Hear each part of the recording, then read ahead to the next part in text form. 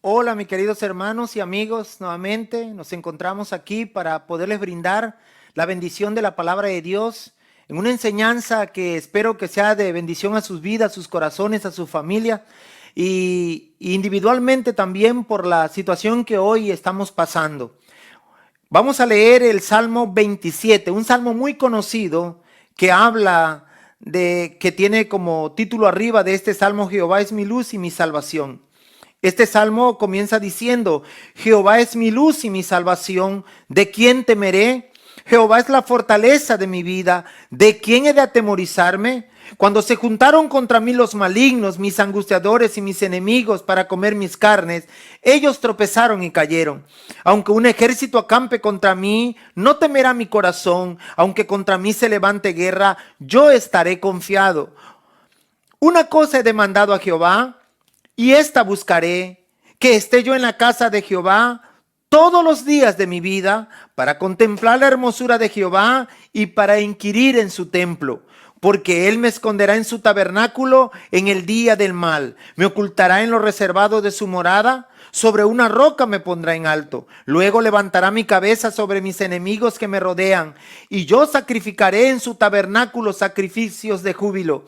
Cantaré y entonaré alabanzas a Jehová. Oye, oh Jehová, mi voz con que a ti clamo. Ten misericordia de mí y respóndeme. Mi corazón ha dicho de ti: buscad mi rostro. Tu rostro buscaré, oh Jehová. No escondas tu rostro de mí. No apartes con ira a tu siervo. Mi ayuda ha sido. No me dejes ni me desampare, Dios de mi salvación. Aunque mi padre y mi madre me dejaren, con todo Jehová me recogerá. Enséñame, oh Jehová, tu camino y guíame por senda de rectitud a causa de mis enemigos. No me entregues a la voluntad de mis enemigos, porque se han levantado contra mí testigos falsos y los que respiran crueldad. Hubiera yo desmayado si no creyese que veré la bondad de Jehová en la tierra de los vivientes. Aguarda a Jehová, esfuérzate y aliéntese tu corazón. Sí, espera a Jehová.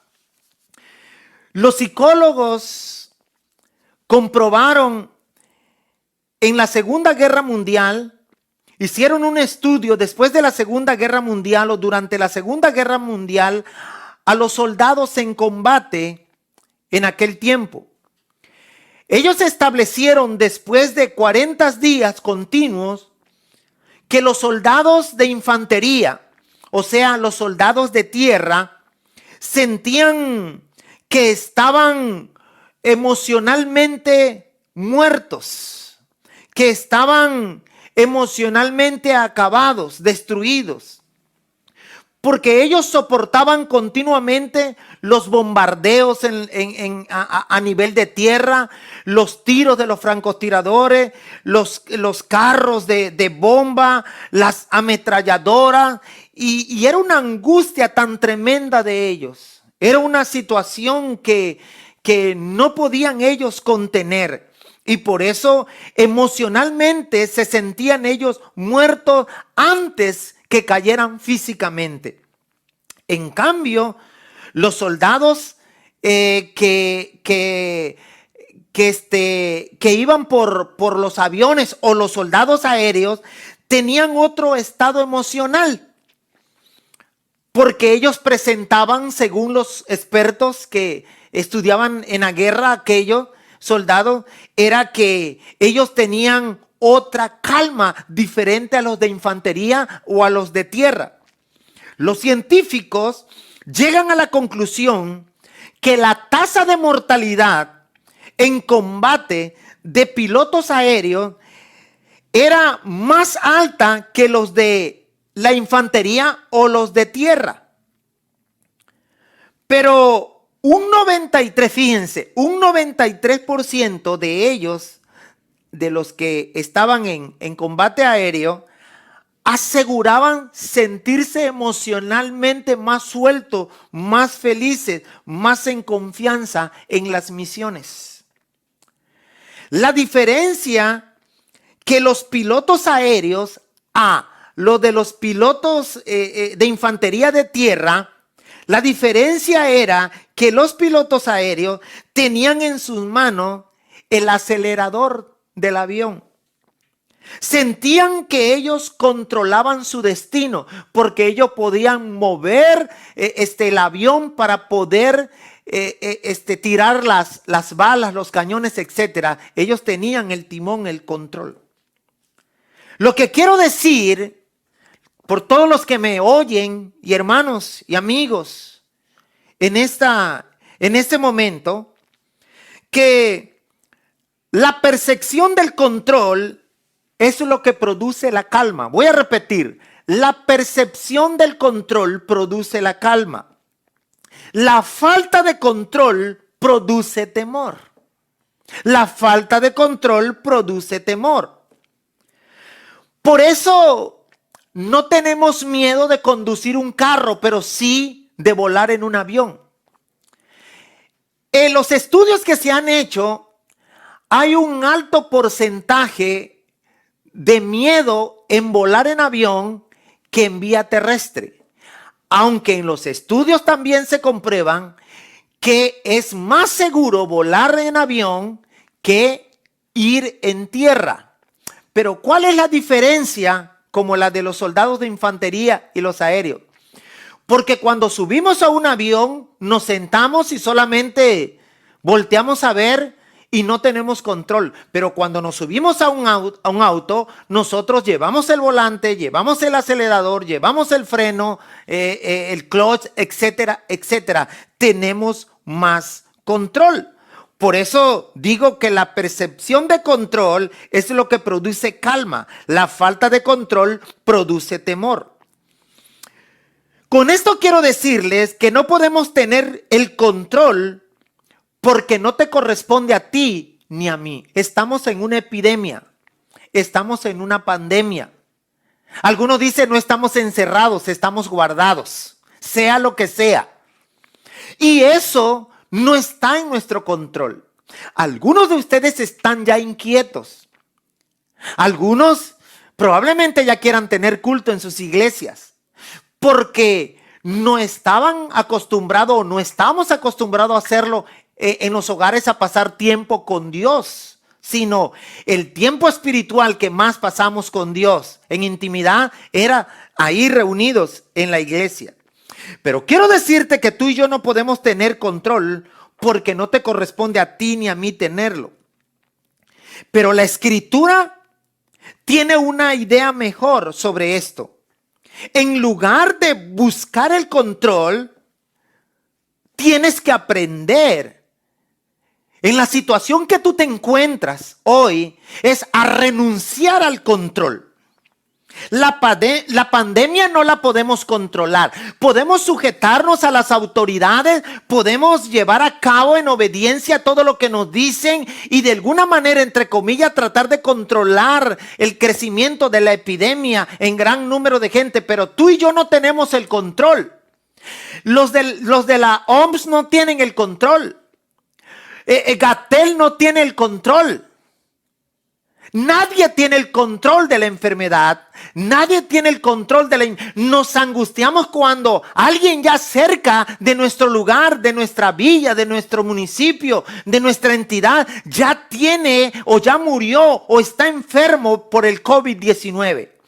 Y empieza algo que tú y yo no podemos controlar y que son nuestras emociones. Empieza la situación angustiosa en ti y en mí. Y empezamos a desordenar esas emociones en nosotros. En el Salmo 27, David nos habla de esto. Y quiero que pongamos atención y le puse como título a esto, la confianza en la pandemia. La confianza en la pandemia. En la Biblia nosotros podemos ver a través de la historia del pueblo de Israel que el pueblo quiso tener control. Cuando un grupo sale de ahí, en el último capítulo de Génesis y que muere José, ¿verdad? Como el faraón en aquel tiempo y luego que muere él, son tomados en cautividad. Y son reducidos. Luego viene Moisés y lo liberta. Ellos no tuvieron control. Dios usó a este pueblo. pero no para que tuviera control este pueblo, sino para que fueran guiados y controlados por el Todopoderoso. Y por eso yo recuerdo que cuando tuvieron problemas con la comida y les mandó el maná, les dijo que no guardaran comida, y lo primero que hicieron es guardar comida y se le enmohecieron y no querían controlar, pero nunca pudieron controlar, que no tenían brújula, no tenían trabajo, se encontraron con un mar rojo, en ese desierto angustioso de calor, en la oscuridad terrible en el desierto, pero ahí Dios controlando todo, abriendo el mar rojo, abriendo poniendo una nube, una antorcha, y Él dándoles, proveyéndole, porque dándoles a entender, enseñándoles que el que tiene el control es nuestro Dios. Y David, en este salmo, nos habla de cómo poder poner la confianza, en quién poner la confianza en esta pandemia. Hay dos cosas que nunca podemos evitar, hermanos, y que me escuchan. Lo primero es que tú y yo no podemos evitar, es que venga la angustia a nuestras vidas. Y la segunda cosa que tú y yo no podemos evitar es que busquemos refugio en algún lugar cuando la angustia llegue. Ambas cosas están reflejadas en este salmo, pero quiero decirles algo, que mucha gente está angustiada. A lo mejor tú estás angustiado aún en tu casa por muchas maneras, porque ya no aguantas el encierro, porque no estabas acostumbrado a ese rol, porque ya no estás trabajando, porque no tienes salario, porque probablemente la escasez del alimento, hay muchas cosas, porque tienes temor que te enferme, tienes temor que te contamine, tienes temor a morir. Muchas veces a lo mejor no tienes temor a contagiarte, pero tienes temor a morir, y hay una situación emocional en ti que no puedes controlar. Pero David dijo que hay dos cosas que no podemos evitar, y es que venga la angustia, y ya llegó, hermanos. Se llama COVID-19. Y otra cosa es que siempre cuando llegue la angustia, como la de ahora, es que vamos a buscar un refugio cuando esta angustia llegue, como la del COVID. Pero David dice en el versículo 5, porque Él me esconderá en su tabernáculo, dice, en el día del mal. Y ya estamos en ese día. Mire, esto va a quedar a la historia de esta generación, de la generación que muy pronto desaparecerá, pero la generación que hoy está creciendo, si ha tomado fotos, si la guarda, la contará a sus hijos, a sus nietos, a sus bisnietos. De esto, de una pandemia que hoy tú y yo estamos viviendo. David dice, en el día del mal. O dicho de otra manera, el día en que tenga que enfrentar el mal. Y hermano, hoy lo estamos enfrentando. Ahora, aunque la palabra mal en este pasaje puede referirse tanto al mal moral o pecado como al mal situacional. Y hoy ese mal que estamos enfrentando es un mal situacional.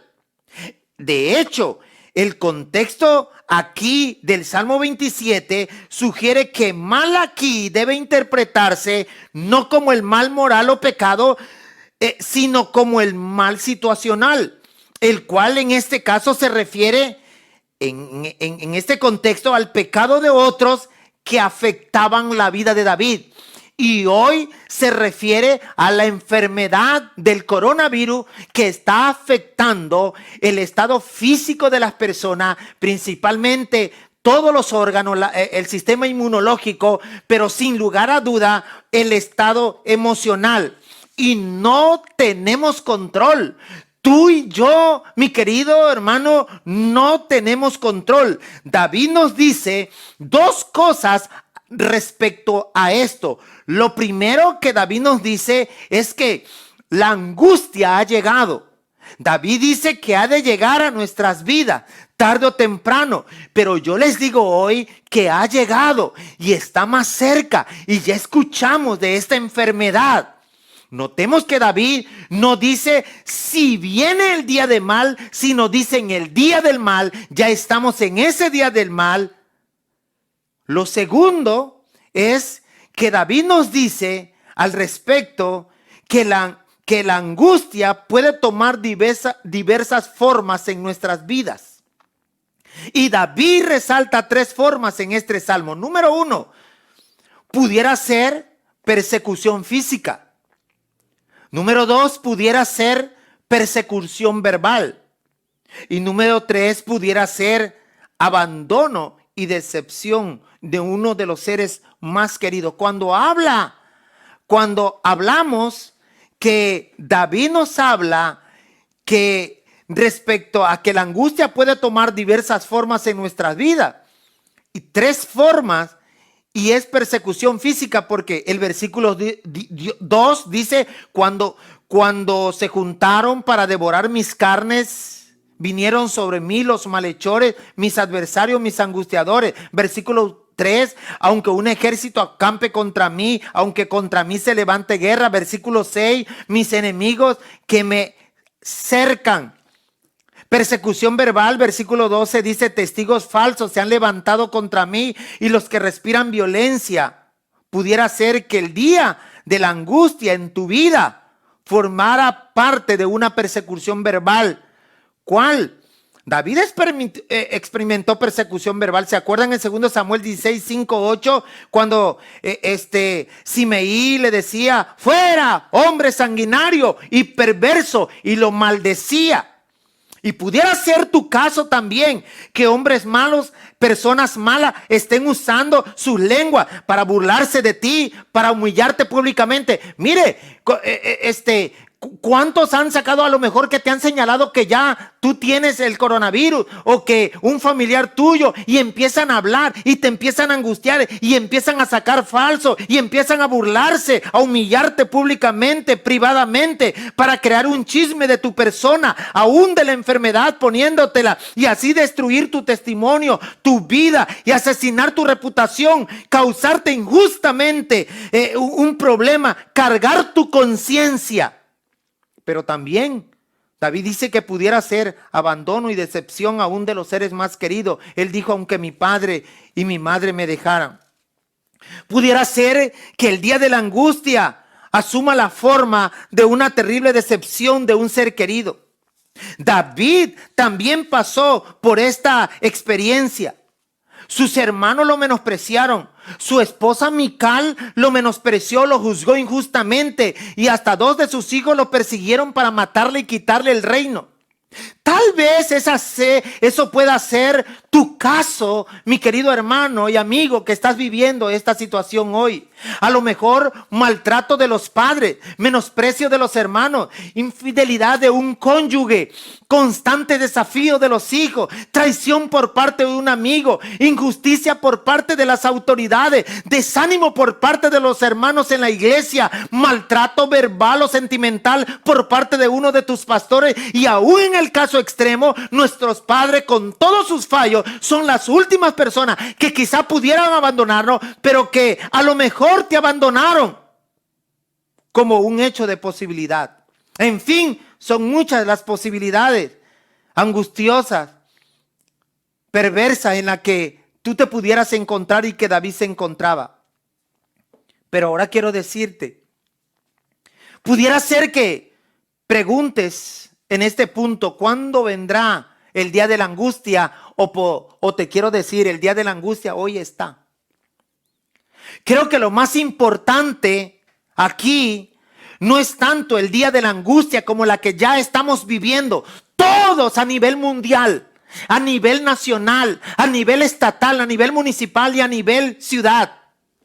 Todos. No tanto cuándo lo estamos viviendo, porque lo estamos viviendo, sino si estás preparado ahora que estamos pasando esta angustia. ¿Estás preparado? ¿Cómo estás pasando esta angustia? ¿Verdad que no tienes control?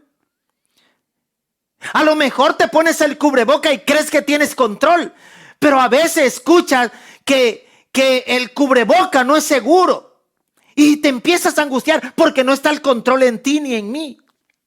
Pero lo más importante es entonces tener un refugio. El problema no es el problema o la razón que reside en que debido a que somos criaturas dependientes, cuando llega el momento de esa angustia como la que estamos viviendo hoy, somos como esas aves que tendemos a buscar refugio en algo fuera de nosotros. El hombre siempre va a buscar refugio. El problema entonces no está en buscar refugio, pues es algo natural de buscarlo. Lo buscamos en el cubreboca, lo buscamos en la distancia a 1,5 metros, lo buscamos entrando a la tienda, guardando ciertas cosas, lavándonos las manos 10 veces al día, usando detergente, usando alcohol, etcétera, etcétera. Sino el asunto es ¿dónde buscamos ese refugio? Lo más importante es entonces tener un refugio sólido, seguro para nuestras almas. Lo más importante es tener un control, y el control lo tiene solamente nuestro Dios. El principio que vemos reflejado en el Salmo 27 es que David en el momento de la angustia buscó su refugio en Dios, y solamente en Dios, a quien el salmista llama mi luz y mi salvación, la fortaleza de mi vida. La idea de David es que cuando caminaba por valles oscuros, Dios era luz. Cuando caminaba por veredas peligrosas, Dios era su salvación. Cuando ejércitos atentaban contra él, Dios era su fortaleza, su refugio. Es por eso que David clama a Dios. En el versículo 7 dice: escucha, oh Señor, mi voz cuando clamo a ti. Ten piedad y respóndeme. Pero ¿cómo sé, para terminar, si estoy confiando en Dios? Si estoy siendo controlado con el control de Dios y haciendo a Dios mi refugio. ¿Cómo yo sé si Dios es mi refugio en este COVID-19? ¿Saben? Lo primero que hemos de decir respecto es que no podemos hacer que Dios sea nuestro refugio si tú no lo conoces. Y Dios te ha dado tiempo en esta cuarentena o más de la cuarentena para que lo conozcas más íntimamente. Ya no en la iglesia, ya no en las 4 paredes, sino lo conozcas tú mismo, con tu familia, con tus padres, con tus hijos, con tu esposa, en la intimidad de las 4 paredes de tu cuarto, de las 4 paredes de tu casa. La única manera de ir a ese refugio y acercarse a ese refugio es conocer, porque muchos se acercan al refugio de la inmoralidad, de la perversidad, del desdén, de las drogas, del alcohol y del suicidio. Pero el único refugio seguro se llama Dios. Pero para que tú acudas a ese refugio, necesitas conocerlo, necesitas saber de él. Y uno de los efectos del día de la angustia en el ser humano es producir un temor paralizante. Y hoy la gente está con temor paralizante. Pero yo quiero terminar diciéndote: David dijo: hubiera yo desmayado si no hubiera conocido la bondad de Dios. Ese es el refugio seguro, nuestro Dios, nuestra luz, nuestro Salvador. Para todos los que me escuchan, refúgiate en Él. Si tú no tienes al Señor y no tienes un refugio seguro, Cristo es tu refugio seguro. Él es el único. Hoy no tienes una religión. Hoy solamente puedes tener a Jesús.